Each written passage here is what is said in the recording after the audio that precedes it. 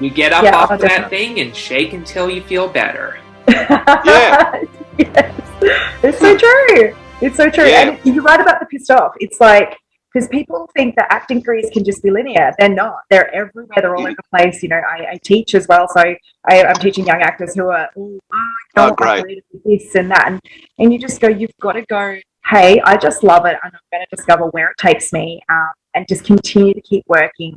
And, you know, Yeah. actors are givers. So we are always consistently giving out energy, which is what you do, Andy. Like, you just give up so much of this incredible energy that is inspiring. I mean, Doug can obviously attribute to that as well because you've felt that. And so Mm. watching what you've done with your life and how you've transformed is also one of those things where you go, you don't have to put yourself in a box and go, well, I'm going to stay here until someone discovers me. It's like, no, Yeah. I'm going to just keep doing my thing, meeting some great people and loving Mm. what I do, and it just And not everybody's going to be, like I've had examples of people who've wanted to act, and suddenly they've, through just a bit of the classes with the different things I give them, writing and that, I've had people quit acting, and now one lady, she's got 5 books on Amazon. She said, I was always writing, but then I got through the 3 months in the course. I really love writing. And she met her husband in my class 12 years ago. They're married. They've just had a baby, and she's got 5 books on Amazon. That came because I met her in Australia. She came to LA, came to my classes, and I just think it's magic. If we never spoke, she wouldn't be with him now. And it wasn't, I didn't cause this, just because I moved forward. She was willing to come to the class. She came to America, and she didn't know that years down the track she's going to be with this guy, have a baby, and she's got books on Amazon and doing amazing. That's what yeah, blows my mind, you know. absolutely, absolutely, And the and same And with that's me. The same with me. Sorry to interrupt, but uh, during my motor racing activism, I got in touch with IndyCar personality Angela Savage, whose father was killed in the Indianapolis 500 in 73. And we brought her on Relentless in the past. And soon afterwards, I connected her with a podcaster I met down the road named Christine Hotchkiss. And the minute I connected them both for her podcast, Stories from Hope, they became good friends, and the result was an opening opened up for me to attend the mm, IndyCar race in Nashville, which resulted in a big weekend where I got to interact with Roger Penske and Scott Burchetta and a lot of other people. and Doug, what you said's amazing, because see, what we're just talking about, and sorry, I know I've been on with Kryssie, but just giving the audience a view of how we connected, and then obviously you can take over in a second, ask as many questions as you want, of course. But you caused where you are now, Doug, because you said to your mum 6.5 years ago, hey, mum, my brother doesn't want to coach with Annie anymore. He doesn't want to act. Can I do it? So you caused that. I didn't ask you to coach with me. You asked, and you caused everything that happened now because you put your word out what you wanted to do. yeah, Yeah, and I do not regret it. no, Oh, you're amazing, Doug, what you've done. Doug, and a lot of the audience may not know this, but Doug lives in Arizona, and he gets recognized in the streets. People have actually come up and hugged him because of some of the interviews we've done, and go, you just affected my whole family with the people you've had on. And I just think it's amazing. It's amazing. it is beautiful stuff. It's what we Mm, need in this world is that coming together of people and just sharing stories yeah, and humanizing ourselves and yeah, reaching out. It's really great. Doug. You're doing a yeah, beautiful yeah, job. it is. Yeah. Hey, Doug, since you're there, just away you go, mate. I've sort of taken up enough of my time, because me and Kryssie haven't spoken for years, so it's a little It's bit of true. a, It's yeah, been too long. Too long. I It's know, I nice. too forgive long. you, Andy.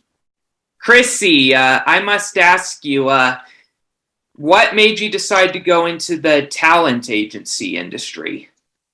Very good question. It is along my journey. There's been, as we're just talking about, things happen, things change, and meeting people. I had left my previous agent and was freelancing for a while now, purely because you get angry, you get annoyed about not getting anywhere and thinking changing it. And I kept working with an agent who's here, he's also an actor, and we did a number of projects together and really got along. and his name's Nick Buckland, and he is a fantastic actor himself. And so we, every time we met, he'd be like, "I have an agency. I'm just letting you know." And I said, "I know all about your agency." And after about 2, maybe 3 years, he's, the last show that I did, he sort of, like he said to me, really consider jumping on board as an actor. And so I did. I thought, I might as well just see how this goes. I've heard some really good stuff about the agency in the first place. And so I jumped on board as an actor initially. And then after only being with them for a few months, his partner with the agency, but also in life, Karina Gunn, she said to me, "I'd really love you to start teaching with me." So we've got a business called Kismet Drama, which is about people just who love acting and want to jump on board and practice their craft. Really, it's a really fun sort of couple of classes. I teach 3 classes there. So that was awesome. The next moment. Yeah, I bloody love it. It's so good. It's I've got some fabulous people jumping on board. People who either just want to do it as a fun thing, or people that really want to crack the industry and do it as a career. So I'm coaching, and I'm using some of the stuff that Andy obviously taught me as well. Like I pull these things. I go, "Andy McPhee taught me this. It's brilliant. Like, you've got to change your life, and you've got to think about it in these ways." So it's been fantastic. So through that, Nick, Karina, and I, started really creating a great relationship. And they were looking for someone to sort of intern initially, and help them out, because they've gotten the agency's gotten pretty big, or it started to at the time, and now it's just skyrocketed, which has been incredible. It's another journey, which I'm going to get to, but it was basically just as COVID, I hate saying the word, but COVID started coming around, and so I was only sort of helping out initially, and then all of a sudden I jumped on board and started looking after the actors that we represent in Melbourne, and helping out more there. And then it went from being sort of a consultant to being an agent within, a few weeks, really. And then so I've been doing that for the last 2 years now, and we've got amazing actors on our books who I'm so wow, that's great. Yeah. So am I allowed to say the agency name? Yeah, of course. Yeah. Punch it out there, mate. Great. So it's AAA Talent Agency in Adelaide, South Australia. So we're based here, but we also have representation, which is myself in Melbourne and in Sydney as well. So we grew. We've got some really great people working with us. Kate Englefield, who's also a brilliant actor. And then we've got Carol Lawton, who does our accounts. And so we're a group of 5. The agency is really strong. We've got a couple of other people that have jumped on board as well, to start helping out with our entertainment side. And also, we need it, because, not only have we grown as an agency, so we've got a lot more professional actors on our books. Yeah, that's great. We're a boutique agency, so we're not going to sort of go overboard with how many people we have. But we've got some really great people who are absolutely smashing it in the industry themselves. And then, it just gives us this opportunity to, as a small, or what started out as this small Adelaide agency, to grow and to network and to get to know some of the amazing casting directors out there. And so we've built these amazing relationships over COVID, which has been huge. That's really awesome, mate. And I think what you said is very important. It's to have a really realistic view of this career. Like, love it, learn everything you can. Don't just want to be an actor. Like, learn everything you can. Read books about directors, producers. Read about the industry, where it started. Watch lots of movies. Get to know producers. Follow people on social media without being a nuisance. Just be genuinely following people, and build networks. Because when you do that, something will always happen, and I think one of the biggest lessons I just learned is that, I coach both my kids, and one's now singing, and Cody, he followed all my coaching, which was nothing special. It was really just about being real and being honest. And with Jane Campion in The Power of the Dog, she actually pushed him out of his comfort zone and said, look, I'd really like you to try this. And he went, oh, okay. He said, well, I've been working with my dad, and he said, we've just had our own little thing. He said, and he called me, and I said, well, mate, I don't have a method. I just want you to be real. That's all, and understand the story. I said, but there's tons of other things that you can learn in this business. I said, one of the biggest things is be open to everything. So they were doing Alexander technique. They were doing, when you use the animal technique where you pick an animal, and he said, Dad, this is all a bit like, I don't know. And I said, just do it, mate. Well, I spoke to Jane at the after the after party last week, and I just went up to her and said, thank you for pushing. Well, it was all the actors actually, but getting Cody to step out of what I'd coached him with, which is just what I coached him with. That's all it is. And having him step into a whole new world, because I said, and he even said to me, man, it just cracked open a whole new world for me in performance.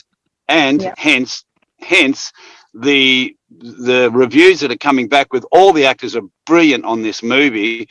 But for Cody, having done so many movies and they're all good, this is a breakout one because suddenly his performance was now getting really recognized and maybe nomination for an Oscar, who knows. But due to Jane Campion pushing him past what he thought he knew, my message to actors is never close off to go, oh, I trained here and that's all I'm going to do. Well, then you might work, but you're stopping yourself from being a bigger and better artist because there's something else out there that you don't know that you could learn and make you just give you another creative genius to your own spirit already. You've got to be open to everything. You can keep training at the same school, but you've got to be my thing is I don't teach Alexander technique. I don't teach improv because I'm not an expert. I say I teach you to get out of your own way or coach you to get out of your own way and push you with creative, but then go to someone else who's an expert and learn from them for 2 or 3 months. For Alexander, learn improv, learn voice work, acting. I said, you go to the experts, your whole career is going to open up and you're going to be way, way, way more different than you ever thought, Absolutely. Yeah. Totally. And that's so funny because I actually use that, and it's so funny. I say that quite often to a lot of my actors because I studied at acting school for 3 years, and we did Stanislavski, and it was great at the time. But when I left, I realized it was something that was actually holding me back. It made me think very inner, and I actually didn't think I was good enough at doing it. And there was all these demons that came into my mind about, and I got in my own way, Andy, and it was just. I struggled. I was my own bully. If we talking about bullying, it's been me my whole life. So I'm pretty lucky with beautiful people I've surrounded myself with, and I've watched other people who've been bullied, and I've tried to step in and be that rock for them during those times. But to be honest, I've been pretty unscathed. There's moments. I'm not gonna lie. There's been moments, but. It's been mostly me. I don't think there's been anyone as nasty to me as myself. Wow, that's interesting, isn't it? Oh yeah. It is. Your own bully, and you're right. We do that. Oh gosh, and it's so nasty. And you talk about Doug, with you going through all this stuff that you've been going through, I think you probably can understand, like, have that same sort of feeling that you've probably been the toughest person on yourself as well. Yeah, it's hard. It's hard because you've got. Sorry, go on. I'm going to be honest with you. Yeah, there were parts of my personality many years ago where I was my worst enemy. Yeah. What were you saying? I was agreeing, and it's not okay to do that to yourself, is it? So how did you combat that? I'm interested.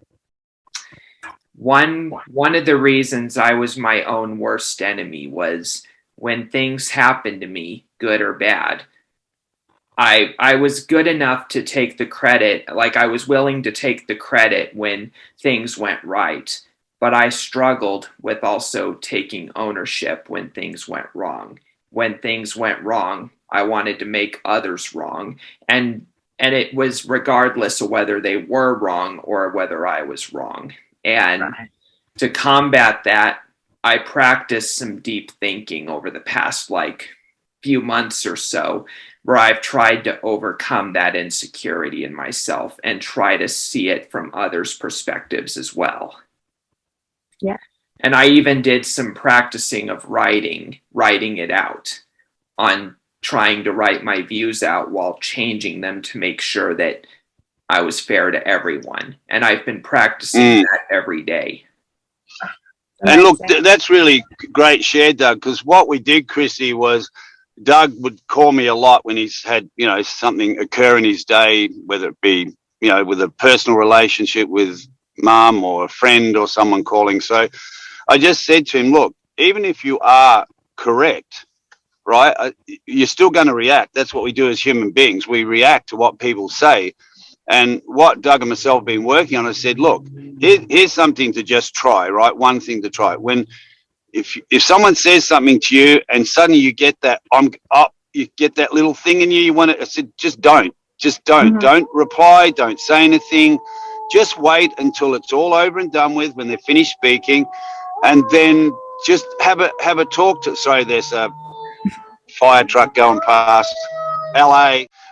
So, you know, it's like, just don't react. And even if you did cause the problem, you ain't going to change it by reacting. That's just going to cause an argument. And that's something Doug's really done well with, by just listening and, you know, listening to the other person and understanding their position. Because one example is, you don't know what that person's going through in their day. No. And they don't know what you're going through. They're just going. And one quick example is like, something was misplaced in Doug's house, and he was asked, like, where is it? Where did you put it? And it was a remote control. And Doug said, well, I put it there. And, well, I need it because I've got to get in the car. So that person wasn't angry, but Doug reacted and started getting all frustrated. It was actually where he put it, but it was under a whole bunch of papers that he didn't lift up. And I said, what did you learn out of that? I said, instead of rushing off looking around the whole house for something, just start where you are and go, oh, okay, if I've misplaced it, I'll do my best to find it. Start where you thought you put it, move everything, and all of a sudden you're going to either find it or not, but at least you've cleared that little part out, you know? Yeah. And over time, even though that's just a funny little story, Doug has grown so much now that he's been getting compliments from people saying, wow, your whole attitude is amazing, because you're not reacting to things, you know, like our thoughts become actions, and our actions become, you know, our mood. And the whole point is that, you know, just listen to people. That's the great start.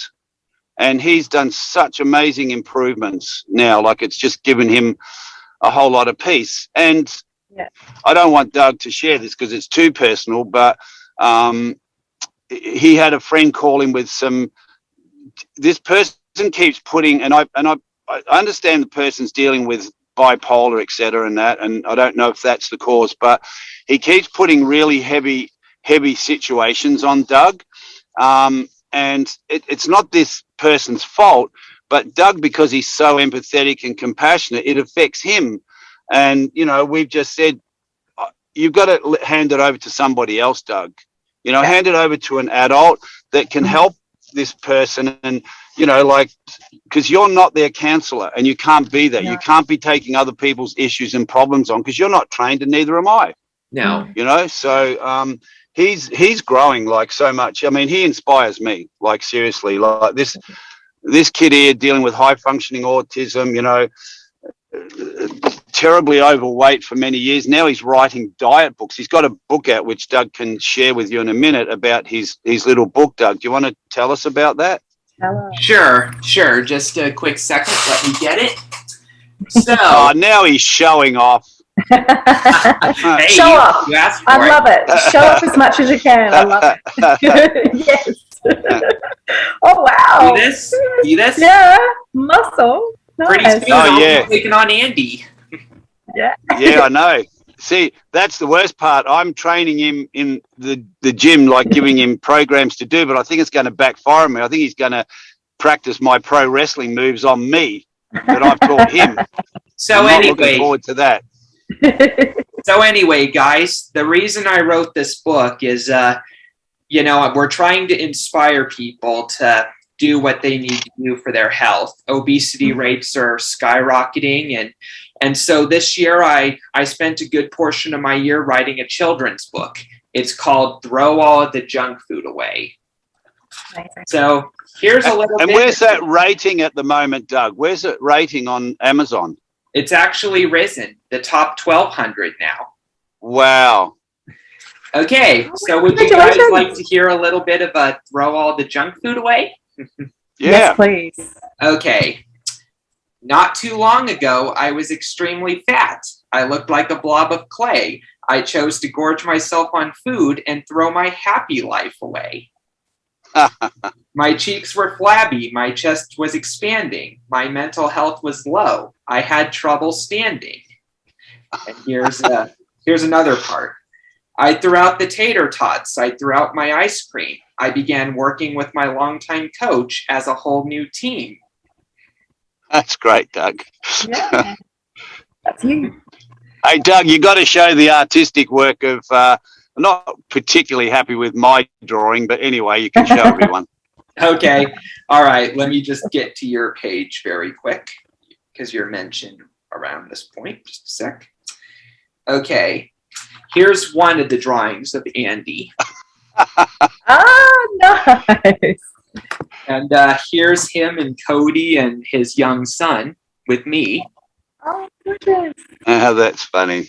That's nice. So, Kryssie, can you see, like, with Doug, what an inspiration is? Like you said before, you can do anything you want. Will you succeed at everything that you attempt to do? No, possibly not. But that's not a failure because that thing maybe didn't work now. But as you said and Doug said, you just keep going. And, you know, Doug's had a lot of what we call, say, breakdowns. And the breakdowns are only happening because he's created possibilities, you know, and the same with you, me, and everyone else. When you've got a possibility that you want to take on, you're going to have a breakdown because if you haven't got a possibility, you're not going to have a breakdown. Yeah. You know? It's so true because I think the thing is, like, you keep growing and therefore it's like when you do train, isn't it, Doug? It's like when you first start training, things are hard, right? And then you get stronger and you start to understand how to build that muscle or whatever it is. But then you've got to get to the next level, and that's hard too. So you go back to almost feel like you're going back to square one and having to build it again, which is just as hard. But now you're moving to the next level. So that's exactly how I think, you know, Kryssie, careers are. What breakdowns did you have on your way to, you know, like these journeys you've had, like maybe the talent agency or the acting? What breakdowns do you have, and how did you get over them to keep moving forward and not make them affect you?